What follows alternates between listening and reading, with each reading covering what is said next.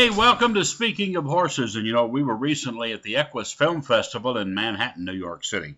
We caught up with a couple of great filmmakers and some of their subjects and movie topics. Let's watch right now. Hey, here we are, Speaking of Horses. We're at the 2017 Equus Film Festival. We're in Manhattan, and like I've been telling everybody, we're just about, if you need to buy clothes, we're just about 7 blocks or 6 blocks south of Macy's. Just go right up there and you can buy clothes and wait for the Thanksgiving Day parade to go by. So it'll be in about a week, all right? But however, we're here, we're having a great time. We're at the Helen Mills Theater, and we've got a lot of film producers here. Right now, my guest, sitting right here, is Lori Duff, and she has a film. It's called Humble and Kind, okay? And you look like a very kind person. You just kind of smile. Lori, tell us a little bit about your inspiration to do this film. The film came from just a little bit of how I'm getting kind of up and running and getting started in the equine industry. It comes a little bit from my Liberty horsemanship. That's my philosophy right now that I'm teaching. Originally, when I first got the film started, it was last year. I did a YouTube video and we did some filming in Lexington, Kentucky with my horse Titan. The song, Humble and Kind, came out the year before, and it really spoke to me. It was something that I really felt humbled about myself. It's something about how everybody is in this universe, not only in the equine industry, but in every part of our lives. And it really was something that was very unique and special to me. So I wanted to perform to the song and do some work with the song. So I did a performance. I was invited to, with the RCMP in Ottawa, I was invited to be the first ever Western performer to perform with the musical ride. They have an annual event that they have, the Sunset Ceremonies. And I was the first ever Western performer to perform and introduce a little bit of a Western feel to the ceremony. Because when you see the Royal Canadian Mounted Police, you don't think Western. No. In my age bracket, you think Sergeant Preston, but that's too old for you. Yes. Yes. So, anyways, I had chosen the song to be the song that I was going to perform to, and I did a Liberty performance with my horse in hand. I was in an outdoor ring, and it was an amazing feeling. And it was 5 night performances with the musical ride, and then on the third night it was a really nice large audience, and I had the head of the ceremonies come up to me and say, "You have everybody in the audience crying," and I was like, "Oh no, that was not my intent, but in a good way." He said it affected people. But see, if you jerk it it doesn't matter as much which emotion you pull at. Exactly. If you pull at an emotion that strongly, whether it's tremendous laughter, if it's a comedy routine, or whether it's very moving and there's tears in their eyes, the plus to the entire thing is how far did you pull at those emotions? Absolutely. Okay. So even the song today, when we just did the premiere here of the film upstairs, it actually got a tear or two from me. And it always does, because I always feel like that, everything I do. So I actually did a small promo in Kentucky last year when I was there for the Road to the Horse. And so then we turned it into a little bit more of a story about me and how I'm kind of getting up and started. And I always feel that no matter what it is I do, no matter where I go in Canada, anywhere in other countries, everything I'm doing, I feel I'm the same. It's about being humble and kind. So let me ask you, how did you get to work? How did you start working with Dan James? I actually don't really know Dan that well, but I was very fortunate that I was bringing my horse out to Kentucky because I was going to be performing as a clinician at the Can-Am Expo the following weekend after the Road to the Horse. So I kind of tried to lump everything together. Which is up outside Toronto. Yeah, the Can-Am Expo is in Markham. Right. So I took my horse out to Kentucky with me so I could keep him kind of ready and on par for when I wanted to keep exercising and working him. So I brought him with me to get him ready to be on the road and to do some other things. So I took him with me. We did the film. It was very accidental. I have one of the film crew actually that does work and collaborates with the Road to the Horse. They had come out to Dan's farm where I was boarding. I had my horse kind of stable there. And I know Dan and his family as well, and he's a part of the Road to the Horse, so I've met him quite a bit. But yeah, so I just kind of did a little bit of that, and then we headed out to Toronto, and then we did the clinic out there, and my horse was ready to go. I got to work with Dan starting back when, I was an announcer for all the entertainment arenas. at the World Equestrian Games in 2010 at the Kentucky Horse Park in Lexington. Dan came with his partner from Australia, and it was double Dan horsemanship. Yes.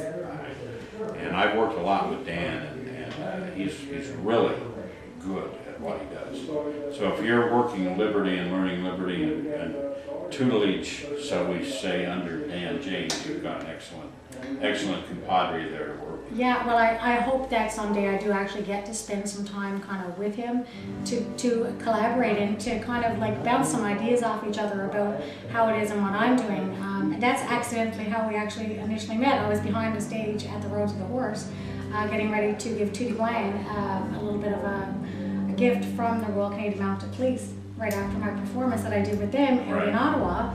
And Dan kind of saw me. I was behind the stage, and myself being from Newfoundland, I was kind of chatting to myself behind the stage on the staircase, and I had the gift in my hand, and I was like, do, and couldn't wait to get on the stage. Nick Dowers had just won. It was 2016 competition, and Dan was standing off at the side. He had done some work. He had been part of the show. He saw me, and he's like, hello, hi, who are you? It was like a staircase like that one. And I was like, hello, hi, I'm Lori Duff. And he shook my hand. He's like, come here for a second. That's how we met. So I showed him that I had been starting doing some of my Liberty performances myself. And I was like, oh, I don't really want to show it to you. You're Dan James. And he's like, no, let me see what you have. What can I show you? Yeah, and so it was fantastic. So we had a little bit of a moment there, and then so next year I kind of picked up the phone, I called his staff, and I said I was coming to Kentucky, and I said I'm looking for a place to put my horse, and that's kind of what happened. Yeah. So yeah. Because he just got the place up and running a couple of years ago there. Brand new, yeah. Fantastic facility, really liked it there, and I'm super happy that he's actually kind of setting up some roots here. I did Briarfest for 20 years there at the covered arena Yes. Horse Park. Yeah. And I don't know if you've ever been to Briarfest there. Yeah. Well, for many years I would have been the voice behind the microphone you heard at Fantastic. Briarfest. But Dan would come in there and do things, and a real good, nice person. Now he's a new father. Oh, yes. Yeah. Yeah, Isabel. Elizabeth is a beautiful person as well. Great people. But yeah, I enjoy Dan. And I'll tell you, I'm going to make it a point to see your film. I didn't get to see it. I'm sitting here in this area, the film festival, doing interviews, and I'm going to make it a point to see. Thank you. You're humble and kind. I think that sounds good. Awesome. And we wish you well. Thank you. And we also know, and we remind everybody, there's a tremendous amount of good horse people, men and women, in Canada. And do you ever work with the Canadian Cowgirls? I actually was invited by the Canadian Cowgirls. The captain, Terry Jenkins, invited me when I met her at the Can-Am Expo last year. She invited me to be a silhouette act with them to perform at the Calgary Stampede this past July. So I was fantastically excited. That was their first chance to go to the Stampede that night. Yeah. I worked last year in Harrisburg. I do a night show in Harrisburg, Pennsylvania. And Terry and the Canadian Cowgirls were down. Fantastic. And she said, we're going to Calgary. We're going to Calgary. You know, so I went out, and it was amazing. It was my first time at the Calgary Stampede ever, and here I was actually performing at Saddledome. So it was a bit humbling. When I announced those events for the Can-Am in New Brunswick and then out in Nova Scotia, the Canadian Cowgirls were in both of those. Yes. And I announced the opening on horseback, and I used Terry's Palomino. Oh, beautiful horse. Yep, used her Palomino. That is so and nice. went out in the arena, white dinner jacket. I got to tell this funny story, and then we'll cut the interview. This has nothing to do with you, and it should be about you, but this is so funny. Okay, I gotta hear it. All right. I've been mistaken for different people, you know, traveling around. And I'm not going to tell you who, but this one cracked me up. And this Paul was his first name, that used to run the Can-Am before Ross. Okay. So we're in Nova Scotia, and they're having an apple festival parade or something. I don't know. And anyway, they were able to get all the performers that were in their show, the 2-hour show, the Canadian Cowgirls, and Matt McLaughlin was up from Florida. And I don't know. They would get them all in the parade. He said, I got cars, they're going to put your names on the side. And he said, you're going to be in the parade. And I said, Paul, nobody is going to know me. I'm an announcer. And they'll say, speaking of horses. And I said, nobody's going to know me. I said, what do you want me to wear? He said, what you wear in the show? And I said, I wear a white dinner jacket and black bow tie, you know, because I'm trying to purvey a Esquire Master of Ceremony. Yes. He said, wear that and get in the car. So I'm sitting in the back of this Mustang, and Matt McLaughlin, who's a dressage rider out of Florida, you know Matt? Matt's out of Florida. Anyway, Matt and I are sitting there, and come along, and all of a sudden the car stops. Parade holds up for a minute, and there's this little kid on the street and he's looking at me, and he can't figure out who in the thunder I am, okay? Just staring at me. I said, Matt, I told you, they're not gonna know who I am. And all of a sudden this kid goes, I know you. He said, I love fried chicken. That is too And I'm funny. like, Matt, I thought Matt was going to fall out of the car. And I said, okay, gray hair, white hat, I'm Colonel Sanders. I said, now I've never been mistaken for him before. But that was the funniest thing. I thought Matt was going right out of the car. Oh my goodness. When the kid says, I like fried chicken, I'm like, oh man. Hey, Terry Jenkins was a really big part of me getting out to Calgary Stampede, and I was really honored to be out there with the Canadian Cowgirls. And my hope and dream is to be the first Canadian Cowgirl to actually compete at the World Championship for the Road to the Horse. So that's where I'm headed. I'm headed to there. I'm hoping to get there. When you're back in Canada, you see Terry, you be sure and tell her. Absolutely. I will for sure. Laurie, thank you. Thank you. All right. We are at the Equus Film Festival. Stay right with us here on Speaking of Horses. The rural American lifestyle. It's how we work, and it's how we play. It's how we learn and how we enjoy the finer things in life. How we take care of our animals and tend to the land. It's a way of life. Has been for hundreds of years. Now there's a whole new way for rural America to watch TV.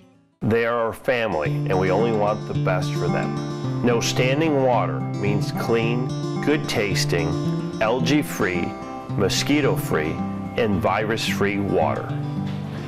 No risk of electric shock, no risk of fire from faulty wiring. Cool water in the summer, warm water in the winter. Water delivered fresh from the water supply at 50 degrees year-round. Drinking Post water. Hey, once again, we're here at the Equus Film Festival 2017. We are in Manhattan.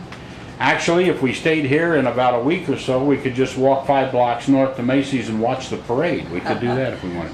However, we're talking about the different films that are being produced here at the film festival, and we have one. Megan Orr is in the middle, and Megan, you are the filmmaker. You have a couple of guests. Would you please introduce your guests and tell us about your film, and tell us what inspired you to make a film about this story? Sure, absolutely. So this is Parker Lovell and her daughter Cashlyn Lovell, and the film is titled Pee Wee Lovell, and it is a film that follows them over the course of the summer. And it's a film that talks about how they together are rebuilding their riding academy after the death of her husband, who was a world championship horse trainer, and he died of a very rare form of dementia. And during the onset of his dementia, one of their entrusted horse trainers stole their clients from them. And so it's a film about them rebuilding their business. It's about women's empowerment, it's about leadership, it's about horsemanship, it's about many things. But these are my primary characters here. So, and I also didn't realize that when I talked to you yesterday, that you are the subjects of the film. That's fantastic. So how do you guys like the film? Does it depict it the way you would like to have it told? I mean, I'm not trying to get in the middle of something here, but... Are you stirring the pot? I'm stirring the pot. I mean, really, it's really nice that you guys are here, you and your daughter, along with the filmmaker. So there had to be, a lot of rugged things through this story. Are you pleased with the film? I couldn't be more pleased with the film, not because of us in particular. It's hard to watch yourself. And this is a film that delves into some of the most difficult parts of my life and of my daughter's life. So it's very hard to be objective about that. But what I do love about it is that I hope it comes across as real, and I hope it inspires other people who are in really tough times, particularly people who are with horses and animals and children, to not give up and to listen to those voices deep inside of you who know your path and who are wanting you to be brave and find your path. And that's really what Right. And you know something else about that. A lot of times those voices speak to you before you even know they're speaking to you. Well, and mine it's coming spoke to in me ways for you don't know years. about. Yeah. Right. Mine were there for years, and I just kept saying, hush, hush, right? And so the fact that in the midst of our transformation and our awakening, that God sent this beautiful woman to our farm, and she's coming for another reason, and she just said, I like y'all, I like what you're doing in here. Could I make a film on you? And I said, honey, you can make anything you want, but pick some poo while you're at it. You're busy. And it's just literally how it happened. No matter what level you're at in the horse industry, mucking stalls does go with it. Okay? All right. I got a stall, a manure fork once, and it came with no directions. So, tell us a little bit about when you were making the film. Did you change your direction of the film during filming, or were you pretty much set with your storyline before you started? No, yeah, it's actually kind of a long story, but to spare you the details, I was producing this film originally as my dissertation film. I recently graduated from the School of Visual Arts with an MFA in social documentary filmmaking, and this project originally started out as a film about sound therapy and the power of sound. And I had been producing this film over the course of 2 years, or this topic for 1 year, and then I realized in the editing room that there was no real story.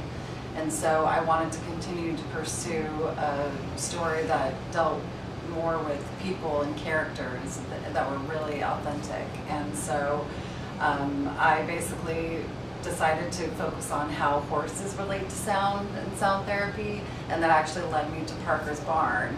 And the woman that I was focusing on, she was very sweet and introduced us. And it was through that introduction that I realized immediately there was a connection between us, all of us. And there was a story that was real, that was ready to be told, I think more importantly. And it was just an immediate connection in that respect. And I basically completely dropped the film that I had been working on for over a year and decided to focus on this film. And so, I mean, just to concisely wrap that up, I realized when I moved to North Carolina to pursue the film, I didn't know what I was going to film. Like, it was unfolding. And so it's really a testament to the power of documentary. When you stick it out and you're looking for a real story, you will find one. You just have to listen to your own voice. And I did want to produce a film that was about women's empowerment and leadership, and most of all, pursuing your own, life's purpose. That's how I like to put it. So. And so yeah, it does, and it obviously it changed completely on you, and all of a sudden you had a great story as well, and that's wonderful. Yes. So I actually have a couple of questions. Cash, I want to ask this question of you. I thought in the movie there, when it was near the end, first of all, I was very impressed with your maturity throughout, the way you spoke and everything like that. And I found it interesting at the end that you made a statement, and you said that if I had to do it all over again, something to that effect, I would never totally immerse myself in one thing or in horses. And I want to hear why you made that, why you sort of came to that conclusion. So growing up in a world of saddlebreds and then going through everything that you saw in the film, I never just wanted to do saddlebreds ever again. I wanted to be able to do all different types of horses. So I feel like that's a really good, being a really good horse person is not just being able to do one discipline, being able to do them all. And that's what I'm trying to accomplish right now. Right now I'm trying to really do a trick riding, and they're already seeing different things, because that's what makes a good horse person, in my opinion, is not just being able to train one horse and do one discipline, because a lot of the saddlebred people won't touch a Western horse or a hunt seat horse, and they think trick riding's crazy, and I want to be able to teach it all and do it all. So it's still in the horse world. And then Parker, I actually have another question for you. Yes, I mean, it's when you think about it, it's like you're bearing your soul in this movie. Yes, ma'am. And that's something you have to sort of accept when you're doing it. And was that at all hard for you, or did it give you sort of a liberation to be able to, you know, 'cause sometimes you can talk to somebody, and by being able to talk to somebody and get it out, that helps you. So was it a liberation, or was it a difficult thing for you to do? You know, I think it was both. But I will say that I think it's easier for me to live out there because I so feel like so many things have happened in my life for a reason. And maybe one of those reasons is to be able to speak to pain and to be able to speak to how it feels to be a very scared young lady and scared woman. And yeah, you know there's this power in you, but you don't quite know how to get to it. And so the hard times show you that path to that. And if I can be used to help other people, especially women and children, find everybody has a hard path. But if they can all find their power through that, and I can be some small help along the way, it's what I feel like God put me here to do. And you know, to go along with that, what I see is that until you are, you know, nobody says you have to like where you're at or love where you are, but you have to come to grips with where you are. You have to accept it. As soon as you can accept it, then you can relax enough. We all have a lot of layers, and you said, oh, I've exposed myself, but no, there's more layers. You just haven't let that next layer go, okay? That's right. And until you are totally comfortable with yourself, can you really start peeling back all of those layers and get to the heart of it. But if you're not comfortable or accepting of this is who I am and where I am, you're never going to be able to get all the way to the bottom. That's right. And I just would like to add really quickly, that is something that I started to do in my own work as a filmmaker. I've been a filmmaker for 11 years now, and one of the things that I cherish the most about the work is being able to help people by telling their stories, figure out what it is that they are about. And by having that cathartic experience, you've been able to not only expand yourself and you've been able to figure out your own past, but you've inspired so many other people through that. And that is something that I think is tremendous. And what I try to do is help people tell their story. And in return, they help their community. And I think that's why we connected so well. Yes, absolutely. Instantly. So I actually have one more question. Bring us up to today, okay? Yeah. The film was 1 year ago? It was filmed last summer. Last summer, okay. Yeah. So we're a year later. Bring us up to today. Well, we're not bankrupt yet. The phone was ringing a bit ago. It was a creditor, so yes. I mean, we struggle. I mean, I just, and I have to put that out there. People thought we were one thing. You're Cash Lowell's wife, and y'all live this, but they just have no clue. That was another reason it was easy. People think you're one thing, but they don't ever bother to get to know you. And I am so not who most people think I am. Have just seen us in a magazine or horse publication.